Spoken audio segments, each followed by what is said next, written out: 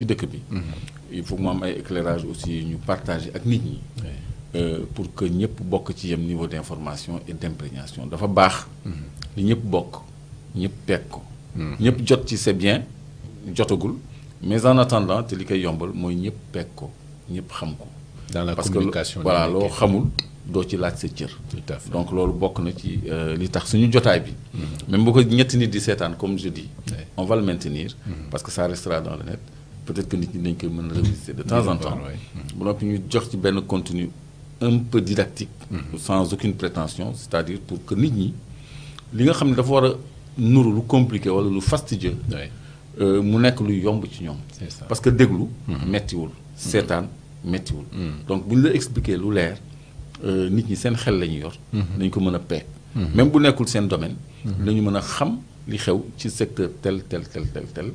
et à ce niveau bu kilifa yi di wax autorités yi laa bëgg wax. di wax ñoom sur un sujet donné. ñoom dañ ci am une bonne imprégnation et une bonne base de connaissance.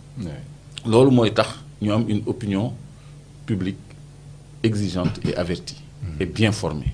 donc loolu lu am solo la ci liggéey bi moo tax la suñu yitte la suñu opinion publique. nekk une opinion bien formée pour mën a mëtal taxawaayam de vigie citoyenne. et d'exigence citoyenne donc loolu mooy suñu liggéey. en fait à Clair Vision.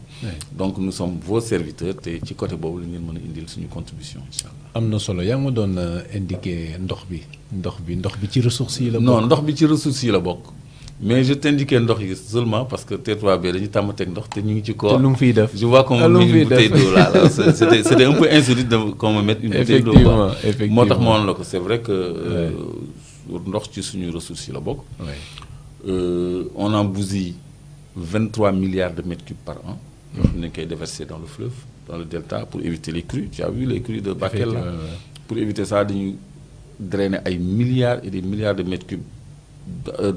dans la mer plutôt maanaam dans le fleuve. dans la mer oui. dans la mer. boo defee ci fleuve bi dafay. mais da nga may rectifier parce que parfois man aussi sama xel dafay faay. donc on met des milliards de mètres cubes en mer. à l'embouchure tous les ans. te eau de surface yooyu bu ñu ko orienté ailleurs dans le cadre du réseau d'irrigation et des autoroutes de l'eau de revitalisation des vallées fossiles. de réalisation des grands canaux comme canal du Cayor canal du Baol de Wade. mën nañu jëriñoo ndox boobu ci wàllu agriculture même ci wàllu naan bu ñu ko traité. donc kooku ressource la bu énorme effectivement. parce que même abreuver le bétail aussi. mais bien sûr tout. donc loolu ressource naturelle la bu am solo ndox. waaw et Dieu dit qu'il a créé de toute vie. il a créé à partir de l'eau toute vie. donc ndox mooy lépp. bu ñàkkoon tey ñu xam ne mooy lépp. waaw Mars boo ci seet trace de vie li nga ci njëkk xool mooy ndox parce que fu ndox amul vie mënu fa am. effectivement donc ndox c'est essentiel incontournable. c'est essentiel incontournable tout comme les autres. bon je l'ai abordé parce qu'on m'a mis une petite bouteille d'eau. je sais pas comment ça s'est retrouvé ici mais est-ce que Moustapha koor gi jàpp ko mu teg ko fii. yaakaar wala gars yi bàyyi woon ko fii rek. ouais c'est ça. merci beaucoup Clédor Sène jërë ngeen jëf également mbokk yi ci teewlu bi ci diaspora bi ak ci réewu Sénégal donc avec beaucoup de plaisir la ñuy tàmbalee émission bi ma ngi leen koy wax tout à l'heure lu jëm ci audit contrat minier yi noonu la ko conseil des ministres bi texte bi daal di cité mais ñun dinañ leen ñëwal ci ay convention yoo xam ne dinañ ko aborder ci lenn ci ay articles ça nous permettra de faire la législation minière mais audit yi également nekk loo xam ne lu essentiel la Clédor le président de la République Bassirou Diomaye Faye lors du conseil des ministres daal dina xamle ni la nécessité d'abord d'accentuer la transparence dans la divulgation des données économiques et financières relatives à l'exploitation des ressources minières. Vas-y doucement. L'accentuation de la transparence dans la divulgation des données économiques et financières relatives à l'exploitation des ressources minières, pétrolières et gazières et d'améliorer la mobilisation des recettes issues de l'exploitation du patrimoine minier et pétrolier. loolu pàcc la ci li nga xam ne wax na ko mu nekk loo xam ne war nañ ci bàyyi xel mais également mu rappeler l'impératif d'actualiser le système de recouvrement des recettes collectées par l'État dans le cadre de l'exploitation des ressources minières et pétrolières et insister également sur la nécessité d'assurer la publication régulière du registre des bénéficiaires effectifs ainsi que des audits des contrats miniers et pétroliers, des impôts et des coûts finaux des entreprises. baal ma rek nga baamul ma phrase bi mujj bi. bu mujj bi mu ne fan laa koy tàmbalee sax. il a insisté. oui. dafa insister waaw. oui. Insister sur la nécessité d'assurer la publication régulière du registre des bénéficiaires effectifs ainsi que des bénéficiaires effectifs. nee na oui dafa insister ci ñuy siiwal régulièrement bénéficiaire u titre minier yi ñi nga xam ne ñoom ñoo am permis pour exploiter mine gaz wala pétrole waaw. ba pare ñu insister également ainsi que des audits des contrats miniers et pétroliers, des impôts. taxawal foofu impôts yi intéressé wu ñu. oui nee na tamit. oui nécessité ñu def audit contrat minier yi ak pétrolier yi. donc ñun foofu la ci suñu intérêt. looloo ñu soxal instant bi. moom moo ñu soxal. voilà c'est-à-dire Sénégal dañu sant yàlla. parce que nguur gi. yitteel na ko mu càmbar tout ce qui est contrat pétrolier tout ce qui est contrat minier pour xool ndax li ci état bi war a am mu ngi ko ci am. ba noppi ñuy siiwal état financier yi ak état de recouvrement yi. pour ñoom ñu mën a contrôler ndax effectivement li war a dugg ci redevance ci taxe. ci prélèvement ndax loolu yépp ñu ngi wàccoog moom. mu ngi dugg suñu gafa mais li ci gën a am solo. pour ñun mooy li mu bëgg ñu auditer. les titres miniers. et les titres miniers d'hydrocarbures ci la ñu bokk. boo nee titre minier hydrocarbure mine la on parle de titre minier d'hydrocarbures. mooy pétrole ak gaz. loolu yëpp la ñu bëgg a càmbar. donc loolu nag lu am solo la. ñun AT3B. dañuy décider participer ci audit boobu à notre façon en mettant sur la table certains contrats miniers. yi nga xam ne ba léegi Sénégal njortu ko xamuñu ko njortuñu ko sax yu fi nekk lu yàgg. te li tax audit bi am solo moo tax may bëgg des fois ñu xool li nekk ci texte yi ñu visiter texte yi. parce que titre minier maanaam permis bi ci jiitu mooy pour saytu permis de recherche. permis de recherche ñu bëri moom la ñu am toog ci parce que permis daf lay jox ay avantages yoo xam ne. am na ñoo xam ne avantages yooyu kese la ñuy doyee permis mais xalaatuñu sax exploiter. dañ koy téye nii rek pour mën ko jëfandikoo pour am avantage yi nga xam ni titulaire du titre minier bi dina ko mën a am. donc avantage yooyu après moom la ñuy càmbar. ndànk-ndànk du mën a exhaustif sax mais dina am lu ñu ciy jukki ci émission bi. émission bi ñëw ñu baamuwaat ko pour fàttali doog cee yokk li ciy tegu pour que nit ñi mën a suivre avec beaucoup de facilité. kon titre minier yi nga xam ni président Diomaye ci conseil des ministres nee na dañ ko auditer. nañ ko saytu. ñu publier liste ñi nga xam ne dañoo am titre minier yépp il y aura beaucoup de surprises. des bénéficiaires. maanaam ñi nga xam ne ñoom ñoo am permis. lu tax moon nar a am ay surprises. mais parce que y a beaucoup de pontes de l'ancien régime yoo xam ne. ah oui. oui dañu am ay titres miniers soit eux soit leur famille soit des prête-noms soit il faut ñu càmbar il faut ñu xool lu nekk ci gannaaw yenn titres miniers. loolu xaw a mel ni lu am conflit d'intérêt. benn exemple rek laa lay jox. bu ma ci woon dugg. parce que ce permis là bokk na ci permis yi ñu war a càmbar. mooy le permis d'exploitation semi-industrielle de diamant. permis d'exploitation waxuma la d'exploration de xam nee naa la permis mu ngi commencé ci recherche. mais bii permis d'exploitation. c'est-à-dire gis nañ ko ba mu leer nañu ne am na fa matière baa nga fa. c'est un permis actif dans le tableau de l'ITIE, initiative pour la transparence dans les industries extractives. damay illustrer rek exemple rek laay jox ce titre minier. on a donné un permis d'exploitation à Aliou Ndiaye de diamant, même si c'est semi-industriel ou semi-mécanisé, c'est un titre d'exploitation de diamant. Xam nga tëj nañ ci Maître Moussa Diop te il a raison. Ce permis existe, on va le partager avec les Sénégalais. Li waral ñu war a saytu permis boobu parce que ki ñu ko jox benn société la bu tudd Sali Software and Hardware. Société la boo xam ne mu nekk fii Médina donte Sali la tudd Médina bii la nekk. Société la boo xam ni dafay jaay Moustapha boo ko seetee di nga ko gis.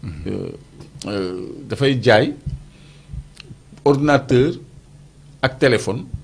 Neuf et occasion. Ah moom lu mu jot ak diamant. Non attends téléphone occasion sax da koy jaay ordinateur occasion da koy jaay mais day jaay yu bees tamit. Li mu jot ak diamant c'est une bonne question parce que on ne voit pas le lien. Alors que pour nga am un titre minier. Il faut justifier des capacités techniques comme un titre minier d'hydrocarbures. À justifier les capacités techniques et financières pour mener à bien les opérations minières. Une société d'informatique. Donc, lan moo tax ñu war a auditer permis bu mel noonu pour xam ñan ñoo nekk ci gannaaw. Parce que kuy jaay téléphone occasion portable occasion ak neuf ordinateur occasion ak neuf nekk fii Médina fii ci place boo xam ne Moustapha di nga ko gis pour illustration si tu le recherches Sali Software and Hardware. Donc wane nañu seen boo demee image da ngay gis le magasin voilà mu ngi nii. lii la magasin bii la. lii la wane ko en gros plan. lii la magasin bii Sali Software and Hardware bii non du lii nga xam moom la benn garage la seen numéro téléphone mu ngi ci internet. xam nga man boo gisee bëgguma woon wax lii parce que am na ay actes ñu war a poser. Attends. Nekkul coïncidence aussi. mais du coïncidence c'est la seule société Sali Software and Hardware kii la ñuy jox permis d'exploitation de diamant sur xam nga combien de kilomètres carrés. 362 kilomètres carrés. 362 kilomètres carrés mu nekk ay milliers et des milliers d'hectares. 362 kilomètres carrés. Donc loolu lii dañ ko war a auditer. Voilà. Oui, bien sûr. Donc audit yi mooy xool ndax société bi remplir na les critères techniques et financiers pour mener à bien des opérations. mu bañ a nekk comme cas Petrotim bi. mu nekk comme cas Petrotim parce que article 8 du code pétrolier mu bañ ko nekk. Oui. Donc lii bu ko xool rek xam ne lii est-ce que dugg na sa xel lii magasin bi c'est même pas luxueux c'est un garage en fait c'est pas grand c'est. moo tax ma laajte est-ce que c'est pas une coïncidence. C'est pas une coïncidence c'est ça c'est là-bas. Sali Software and Hardware il y en a pas deux. Sinon beneen yeneen day génn boo ko recherché beneen du génn boobu rek mooy génn. Donc moom la ñu jox un titre minier. d'exploitation de diamant. xam nga bu ñuy wax audit. lii dañ ko war a auditer su ma nee T3B aussi ñun dinañu participer ci audit yi. On va vous mettre cette convention minière là sur la table. C'est ça. Et ça c'est Aliou Ndiaye qui l'a signé. Il faut qu'il nous dise sur la base de quels critères la joxe ce titre minier là et qui sont derrière. C'est-à-dire qu'ils cachent même mal leur jeu. Donc lii exemple la rek pour illustrer. Parce que bëgguma ñu dugg trop. ci audit bi. Mais audit bi on vous le promet chaque mercredi on va mettre des titres miniers sur la table. Pour dimbali autorités ak État du Sénégal. ci seen volonté d'auditer le secteur minier parce que am na ay titres miniers yoo xam ne. nit ñi sax xamuñu ko yoo xam ne di ngeen am de grandes surprises. Encore. waaw mais en attendant il faut que ñu wax leen lan moo tax nit ñi di wut ay titres miniers. même buñ ci investirul même buñ ko exploité wul lan moo tax ñu bëgg gànnaayoo ci seen cartable. ab titre minier. parce que dafa am ay droits yu bari yu muy conféré yoo xam ne loolu la ñu war a càmbar fi mu nekk nii suñu ko Moustapha Maye. mu indil ñu une convention minière boo xam ne. mën na bañ a joxe titre convention minière bi parce que dafa am liggéey bu ñu ci war a def. mais mu dem directement rek. ci article 15. 14 non article 14. 13 14 13 14 15 waaw mu commencé article 13. ñu wàcc ñu càmbaral ñu li ci nekk. donc article 13 mooy stabilisation des régimes fiscaux et douaniers. C'est-à-dire le titulaire du titre minier de recherche ou d'exploitation bénéficie des conditions suivantes. Léegi am na droit stabilité fiscale ak douanière sur toute la période de validité du titre minier. Toute la période. Cette stabilisation est effective à compter de la date de notification de l'octroi du titre minier. Bu ñu signé les permis rek ca lay commencer. À ce titre, le régime fiscal et douanier attaché à l'octroi d'un permis de recherche peut être remis en question au moment de l'octroi du permis d'exploitation. Maanaam boo demee bay nekk en phase d'exploitation, mën nga ñëw waxtaanaat ak nguur gi pour xool ndax day jël benn taxe wala benn redevance ak yooyu tout ça. Léegi dernier alinéa, pendant toute la période de validité d'une convention minière. On va montrer ça, c'est une convention minière. Lii nii convention minière la ci benn disposition. Pendant toute la période de validité d'une convention minière, les modifications apportées aux règles d'assiette, bon, mooy affaire impôt, de perception, de tarification et taxes et redevances sont inopposables. Sont inopposables au titulaire du titre minier, sauf à la demande du titulaire du titre minier adressé au ministre. C'est-à-dire, lépp luy impôt wu ñu war a soppi les modifications apportées aux règles d'assiette maanaam kenn mënul soppi lenn ci impôt yi nga xam ne moom lañ ko baal. Perception, tarification, taxes, redevances sont inopposables. Inopposables kenn mënu ko teg boroom convention minière bi. Donc exonération d'office. D'office mais lii. sax stabilisation la maanaam tey boo bëggoon ñëw dugal taxe sax. doo ko mën. lii mooy explicitation article 32 bi nga xam ne dafa nekk ci contrat d'hydrocarbures yi. ak code pétrolier bi code minier bi. dañ ko tëggee neneen foofu mooy la longue phrase que j'énumérais tout le temps.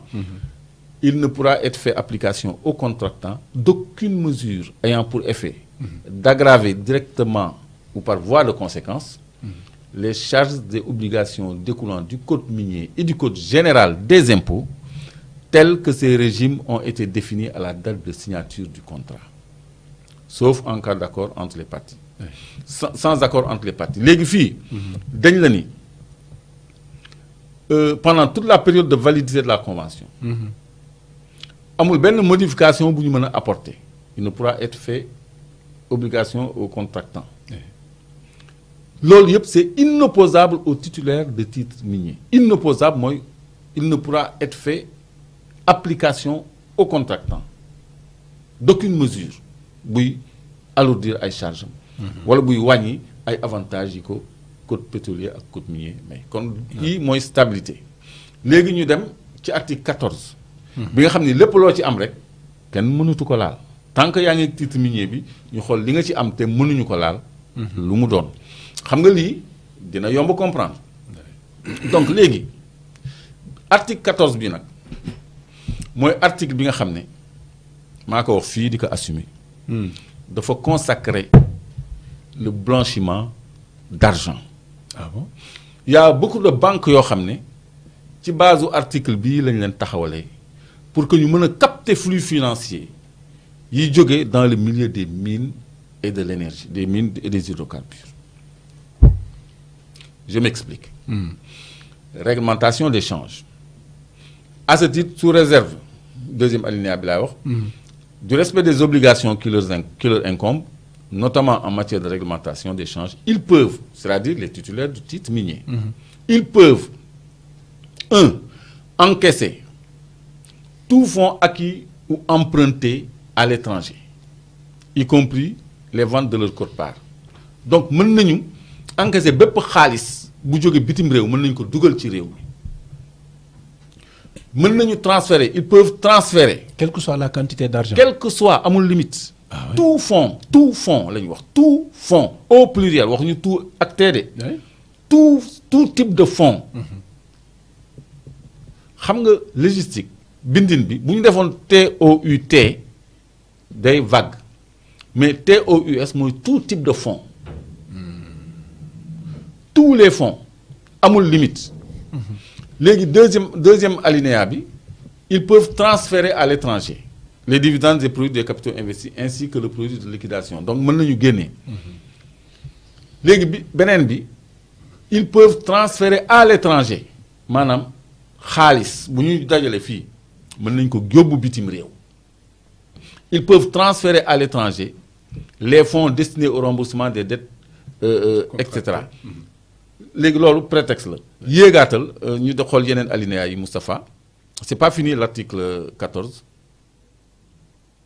voilà bii moo ci gën a grave ils peuvent importer tout fonds acquis ou emprunté à l'étranger ils peuvent importer tout fonds acquis ou emprunté à l'étranger sous réserve de l'acquittement des impôts et cotisations non pas nécessaire à l'exécution de l'opération minière c'est-à-dire da ngay wax ni fonds yi ngay yóbbu bitim réew c'est pour sa opération minière la quoi c'est tout.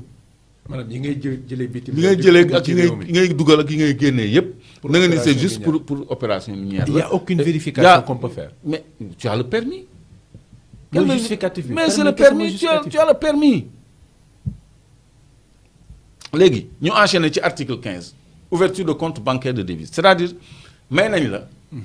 nga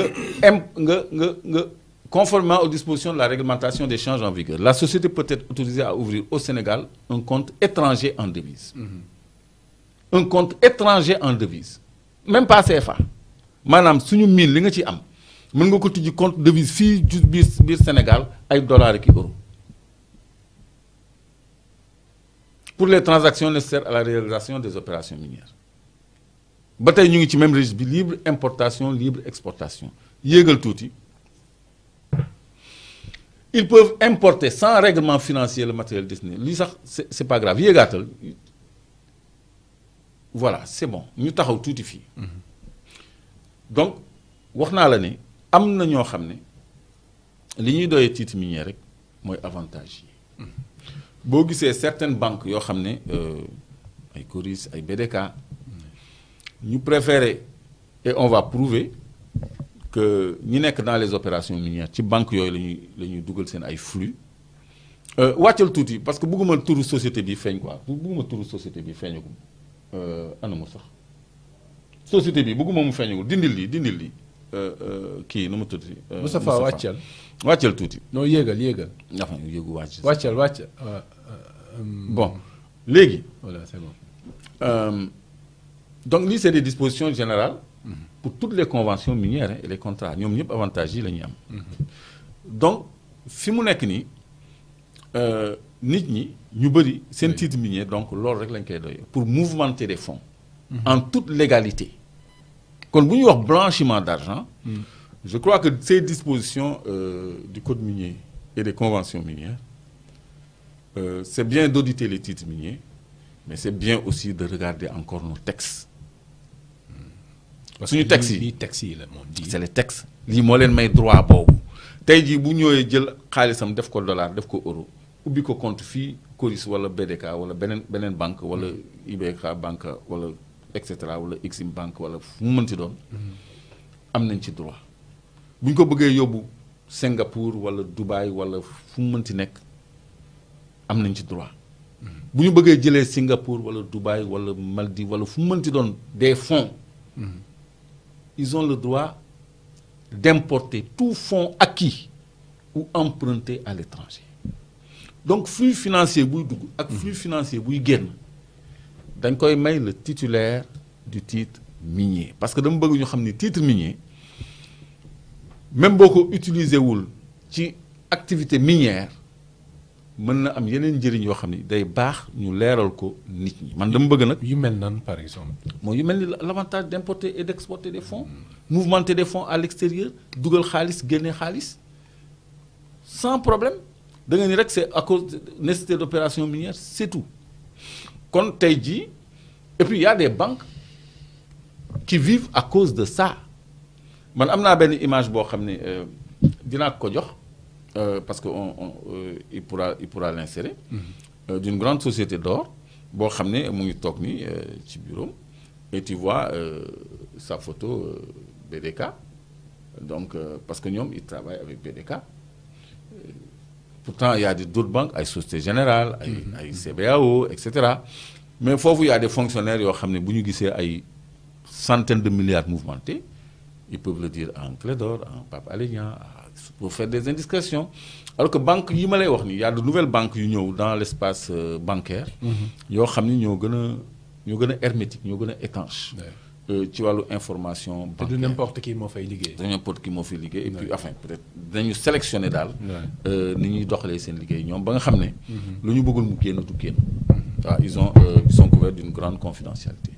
D'ailleurs Coris Bank yaa ngi fàttaliku son directeur avait été arrêté. Bien sûr. mooy bi ñu jàppee Khadim Ba. On lui avait reproché d'avoir décaissé sans avoir de la matière, des justificatifs pour un navire qui aurait fictivement délivré des produits pétroliers. Donc finalement libéré. Libéré finalement, mais ce dossier est toujours pendant devant la justice. Donc titre minier dafay baax ñu koy càmbar. Président d'accord naa ak moom audit titre minier yi. Mais après audit titre minier yi dañu xoolaat nos textes de référence. Parce que lii tubaab bi lañ ko defal. mais ñun aussi mën nañ ci prox ndoolu parce que tubaab bi lépp luy avantage am daf ñu koy bindloo ci suñu ay textes de référence pour ay avantage am moom état bi 10% lay am impôt doot duñ ko fay ba abadan ba noppi jël benn clause de stabilité boo xam ne même bu ñu ko bëggee tegaat sax bu ñu nee tey ji dañuy def ay réformes fiscales doo leen ko mën a appliquer parce que y a l'article 14 qui les couvre bi nga xam ne mooy stabilité bi. Donc nañu dem article 17 Moustapha pour continuer parce que tey dañuy def tuuti législation minière. Donc libre importation bi duñ ci attardé wu Moustapha ñëwal article 17. Non 18 demal 18.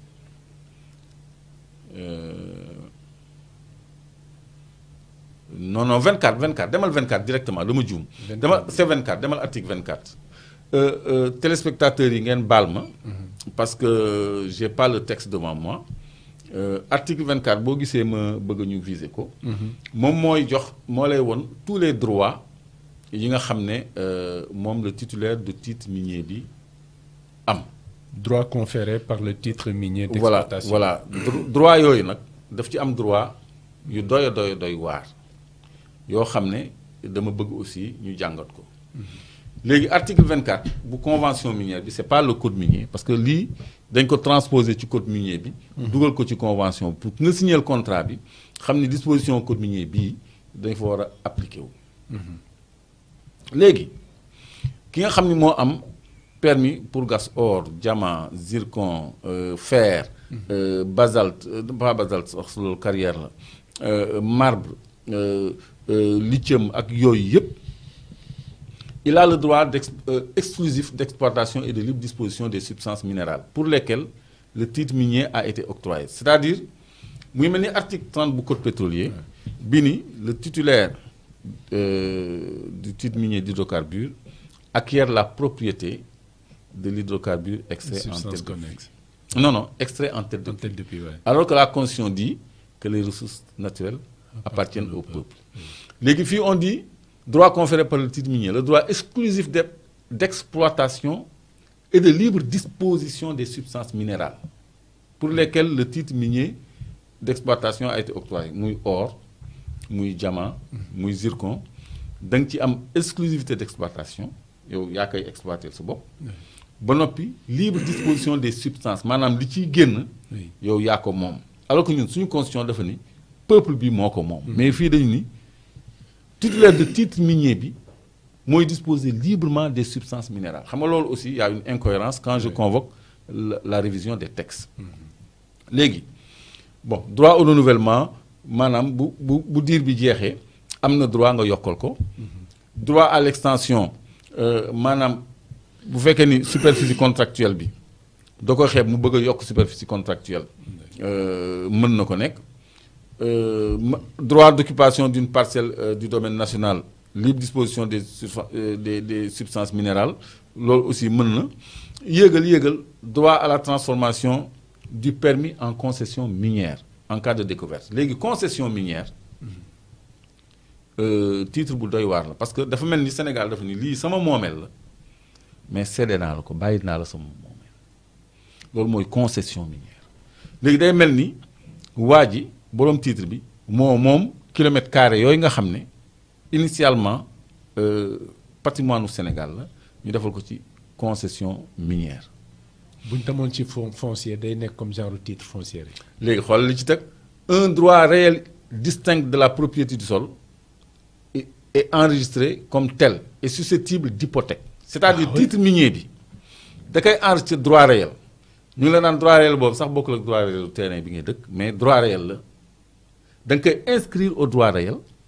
ba noppi mën nga ko hypothéquer maanaam mën nga ci lépp xaalis. Je suis en train de vous expliquer li nit ñi di doyee titre minier même boo exploité wul.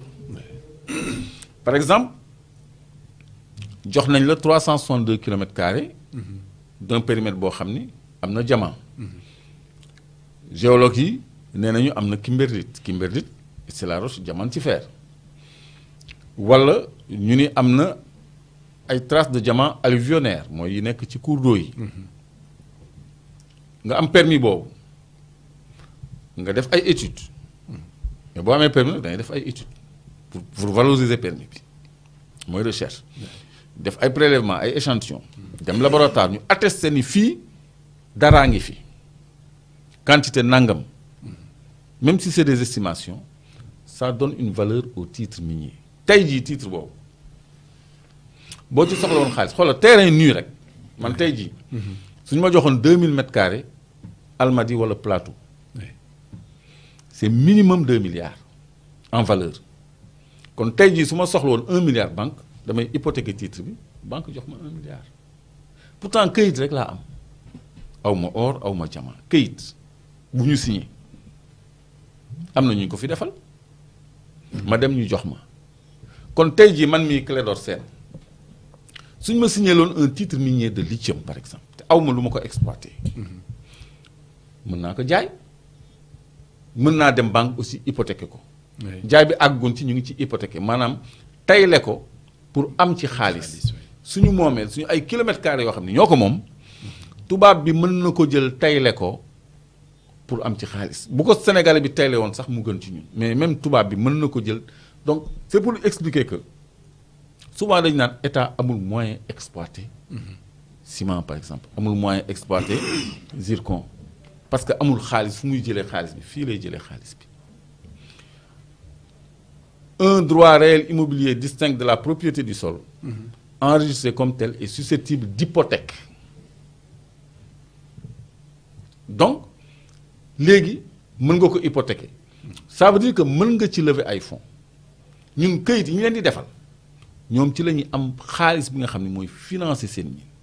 MDL bu ñëwee ni dama bëgg a zircon jogo bu defee test yi ak teneur beeg yëpp bu demee dans les marchés financiers dañ koy financer facilement parce que xam nañ ni am na un plan de production de tant de tonnes par an. Pour mu gën a leer ah.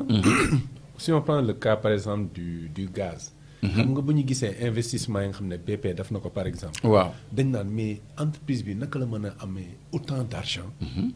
kon moom titre bi ñu ko jox moom moo koy permettre mu dem lever ji des fonds pour financer. parce que la réserve est prouvée. bu fekkoon ni lu ñuy rechercher la dafay am ay risques. oui bokkul ak prouvel dafa am ñetti pii. prospect prouvé bi prouvel la c'est des réserves et des ressources prouvées. Il y a tant de pieds cubes de gaz de réserve de cubic feet de trillions de cubic feet de réserve. donc loolu boo ko amee en réserve. de gaz. il faut dem da ngay lever ay fonds. le titre est bancable et valable parce que c'est de la ressource. L'or maintenant se vend en terre da ngay am gisement or ñu ne la cette teneur bi c'est 5 grammes tonnes réserve yi c'est 150 tonnes. Si les études le prouvent nga def les études géochimiques géophysiques les échantillonnages les carottages et tout mais mën nga lever ay fonds sans avoir à exploiter cet or. mais études yi opérateurs yi rek ka mën def. Non, les géologues, c'est des spécialistes. Il y a des cabinets qui le font. Il y a des cabinets spécialisés dans les études et les tests. Ouais. Et me féliciter CDC et son directeur Parce qu'ils ont mis un laboratoire, ils ont mis en place un laboratoire capable de faire ce type d'études-là.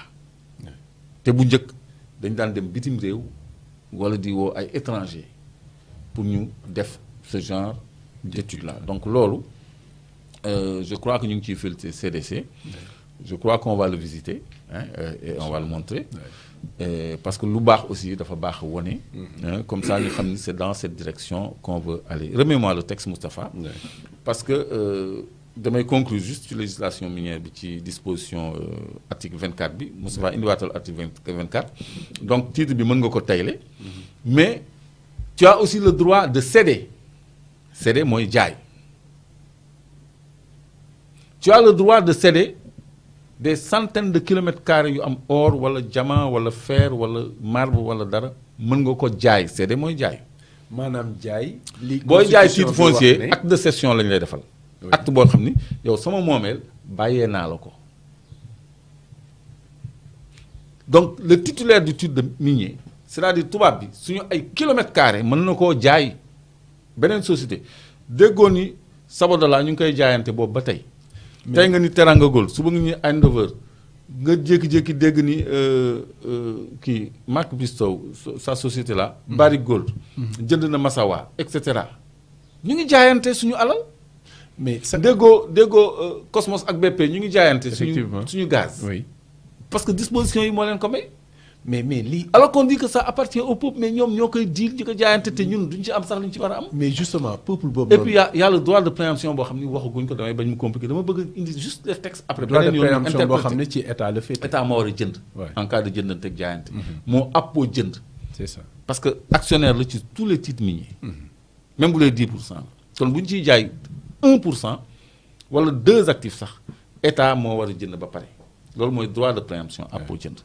mais loolu sax ñun duñ ko exercer donc léegi donc le titulaire du titre minier a le droit de céder maanaam jaay de transmettre maanaam def ko ci turu kenn ou d'amodier amodiation genre able la maanaam ma jox la nga exploiter ci ab diir mais man maa moom titre bi man maa moom permis bi yow exploiter rek ngay def mënoo ci lever ay fonds parce que man maa ko mën loolu sama titre la léegi boo liggéeyee boo ci amee sa dara nga am lu rus ñëw ci man moo gën titre bi di nelaw noonu. genre sous-loué rek en immobilier par exemple. voilà loolu la loolu mooy amodiation mooy amodier il a le droit de céder jaay de transmettre mooy transférer d'amodier able son titre minier d'exploitation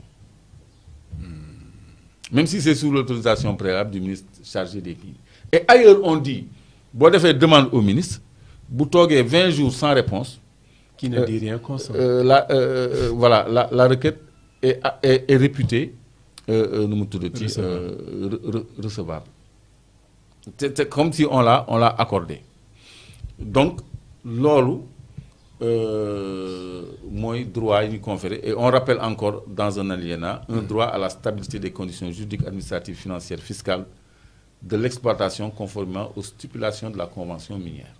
kon lii mooy bon def naa doy na. Obligation du titulaire du titre minier.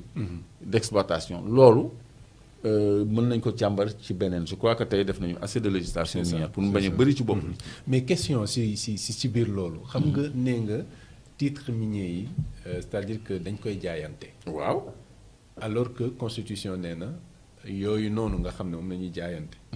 askan ñoo ko moom peuple bi moo ko moom. mais peuple bi dafa mel ne mu ngi laajte sur quelle base à la base la ñuy jëlee titre bi jox ko diw.